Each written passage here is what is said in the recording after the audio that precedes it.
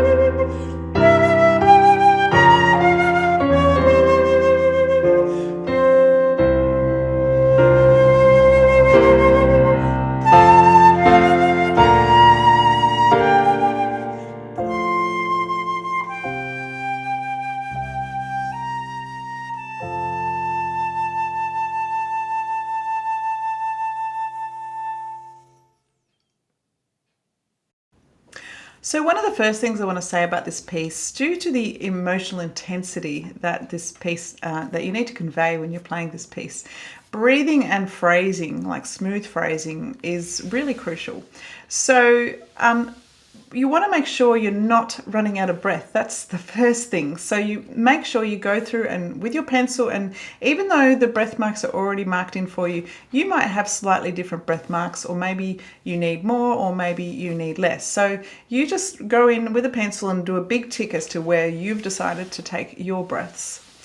The other thing is we don't want to cut phrases short. So sometimes students, for example, the falling intervals might sound a bit like this.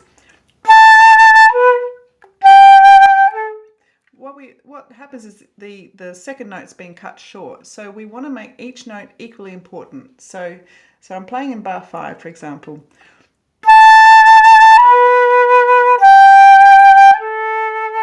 So it's really got that smooth line, even though there's big intervals involved there.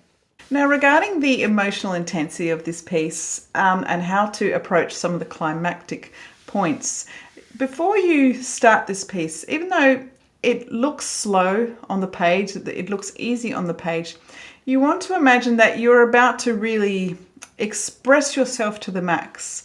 So by the end of this piece, it should almost feel like you've run a marathon. Like it's quite taxing to use all that breath and put all that expression out. So when you get to those higher points, you want to bring out the articulation quite clearly. So for example, if we look at bar 34, there's lines over the notes, so that you just want to emphasize those notes. So rather than keeping it kind of boring,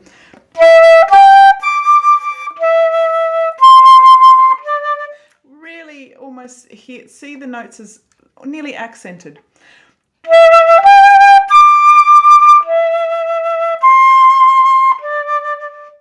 If you can listen to the orchestral version of this piece, that's going to help, because you can watch the string players, how they draw long bows and really draw out each of the notes. So if you can hold that visualization in your head, and your airstream is like the bow of the violin. Sometimes on the flutes we have to give the illusion of dynamics. So what I mean by that is, where sometimes there might be a mezzo forte, maybe you might play that as a piano, so you can give the illusion that you're really expanding your dynamic range. So for example, after the climax in bar 38, we've got a C that has a crescendo on it. So 38 is fortissimo, but you really want to bring the beginning of bar 39 right down, so maybe even pianissimo, so you've got all this room to grow into the notes and make it louder moving into bar 40. When it comes to the last note of this piece, where you've got to hold an A for what feels like a long time, and you've got to keep the pitch up, one thing that can help to keep the pitch of the note up is to put on your G sharp key. And that will just, it's not very much, but it will just slightly lift the pitch of the note.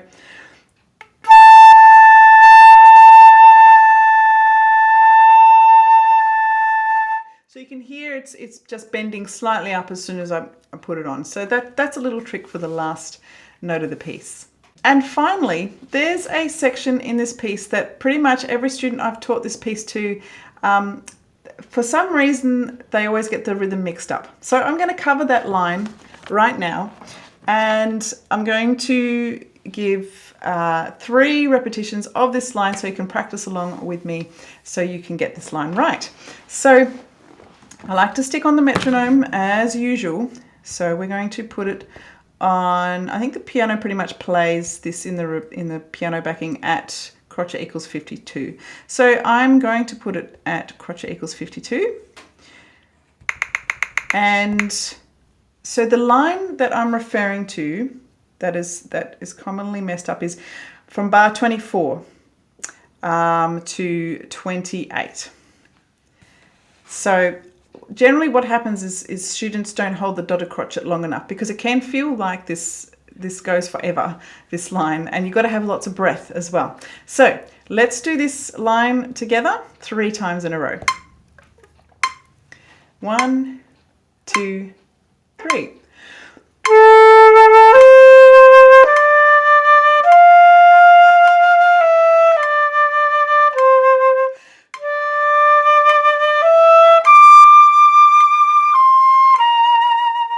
And again, 2, 3.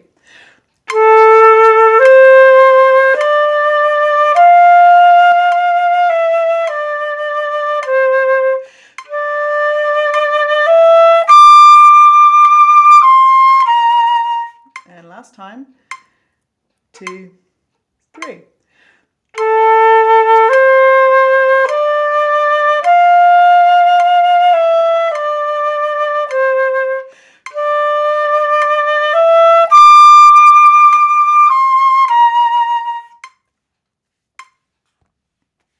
Now another tip with sorting out the rhythm of this is to break down the notes into quavers. So you might put little lines over each of the crotchets. So 2 lines over the crotchets, and then 3 lines over the dotted crotchets. All right, so you would play the same phrase.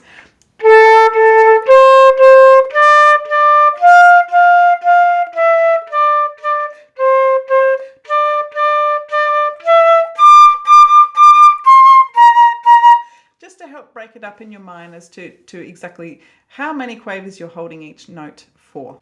So that's it for today. If you liked this video, please give it a thumbs up and subscribe to my channel. And also you might be interested to check out some of the original music that I've written for Flute, of which you can purchase the sheet music for if you like it. So I'll leave the links below in the description where you can check those out. Thanks for listening, and I'll see you next time.